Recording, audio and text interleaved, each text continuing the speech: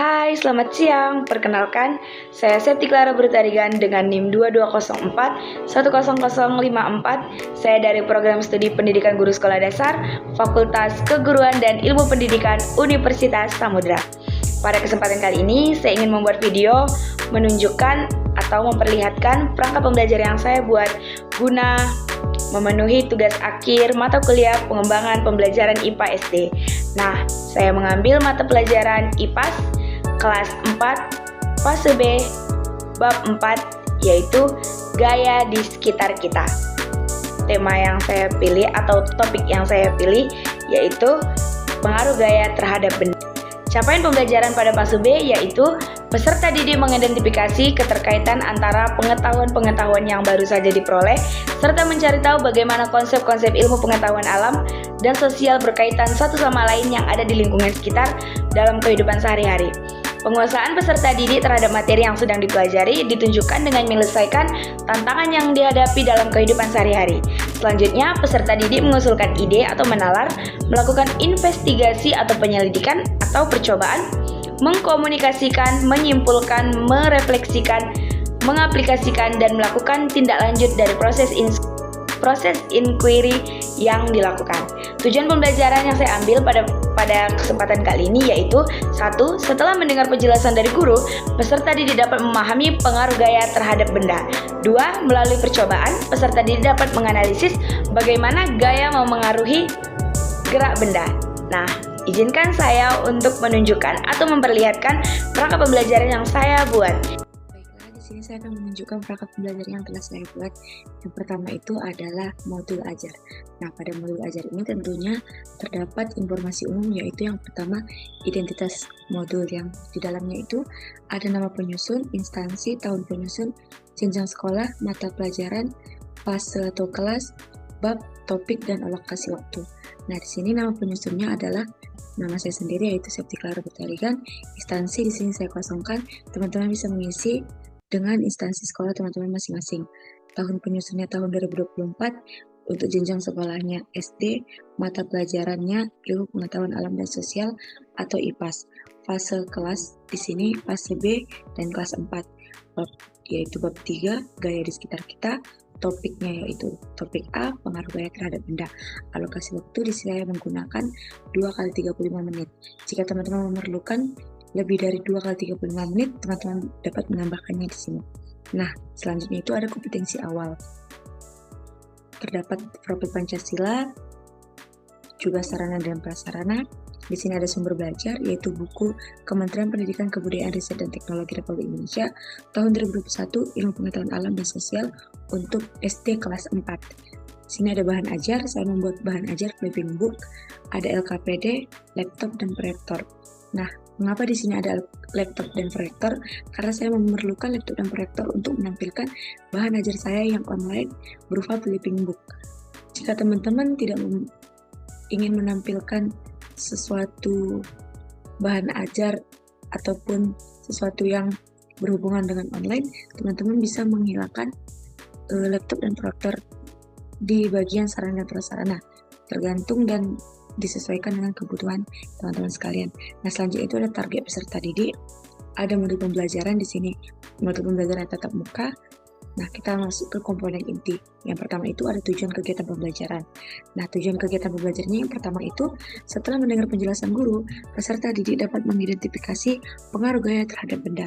Yang kedua, melalui percobaan, peserta didik dapat menganalisis bagaimana gaya mengaruhi gerak benda. Nah, selanjutnya itu ada pemahaman bermakna, ada pertanyaan pemantik. Di sini ada 2 pertanyaan pemantik. Yang pertama itu, apa itu gaya? Yang kedua, apa pengaruh gaya terhadap benda? Nah, selanjutnya itu ada kegiatan pembelajaran. Nah, di dalam kegiatan pembelajaran ini ada kegiatan orientasi, ada kegiatan apresiasi, ada kegiatan motivasi. Nah, kita masuk ke kegiatan inti. Pada kegiatan inti ini dapat dilihat seperti di layar. Nah, kita masuk ke kegiatan penutup. Kegiatan penutup juga dapat dilihat seperti di layar. Nah, selanjutnya itu ada refleksi. Refleksi ini untuk peserta didik dan untuk guru juga. Nah, selanjutnya itu ada asesmen atau penilaian. Nah, di sini asesmen atau penilaian yang saya buat ada dua. Yang pertama itu penilaian pengetahuan, dapat dilihat seperti di layar. Yang kedua itu ada penilaian keterampilan, dapat dilihat seperti di layar juga. Nah, yang terakhir itu ada kegiatan pengayaan dan remedial. Dapat teman-teman lihat seperti di layar juga. Baiklah, selanjutnya ada perangkat pembelajaran yaitu bahan ajar. Nah, di cover ada nama mata pelajaran yaitu ilmu pengetahuan alam dan sosial, ada materi yaitu pengertian terhadap benda, ada kelas untuk kelas 4. Selanjutnya itu ada kata pengantar, daftar isi, peta kompetensi yang berisi capaian pembelajaran. Di sini karena untuk kelas 4, ciri capaian pembelajarannya itu fase B, ada tujuan pembelajaran, pengertian gaya,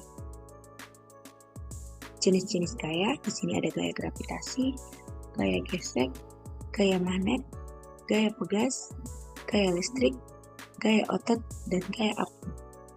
Selanjutnya itu ada pengaruh gaya terhadap benda. Di sini ada beberapa ya, teman-teman bisa dilihat. Nah, selanjutnya itu ada contoh dalam kehidupan sehari-hari. Nah, seperti teman-teman bisa lihat di layar. Selanjutnya itu ada soal evaluasi. Di sini ada soal evaluasi, 5 soal pilihan berganda ya. Selanjutnya itu ada kunci jawaban. Dan yang terakhir itu ada profil penulis, yaitu di sini ada foto dan nama saya ya teman-teman. Nah, selanjutnya itu ada LKPD. Nah, seperti yang teman-teman bisa lihat di cover atau di halaman pertama itu ada judul materi, ada nama dan kelas. Karena ini bukan per kelompok, jadi saya hanya membuat nama dan kelas. Jika teman-teman mengkelompokkan, maka di sini bisa dibuat nama kelompok dan juga kelas ya teman-teman. Nah, dalam yang pertama itu, di sini guru mengidentifikasi gaya dalam kehidupan sehari-hari. Nah, di sini siswa disuruh untuk mengidentifikasi gaya yang sering ditemui dalam kehidupan sehari-hari. Nah, contohnya seperti mendorong kotak, mengapai lantai, mengamati mengapa kapal bisa mengapung, dan ada di sini anak yang sedang bermain ayunan. Nah, nanti di sini peserta didik atau siswa diminta untuk mengisi kotak-kotak tersebut. Nah, selanjutnya itu ada mengamati peristiwa jatuhnya benda. Nah, di sini ada bola yang jatuh dan buah yang jatuh dari pohon.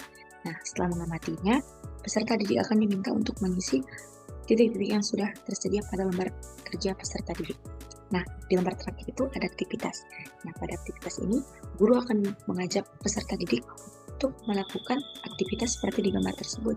Nah, di sini ada mendorong kotak, menarik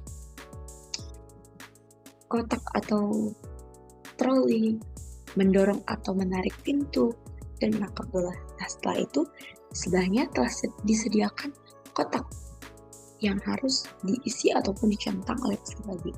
Nah, contohnya seperti kotak, seperti yang ada di gambar, itu adalah dorongan. Nah, di sini yang dicentang adalah dorongan. Nah, terima kasih teman-teman. Sekian perangkat pembelajaran yang telah saya buat.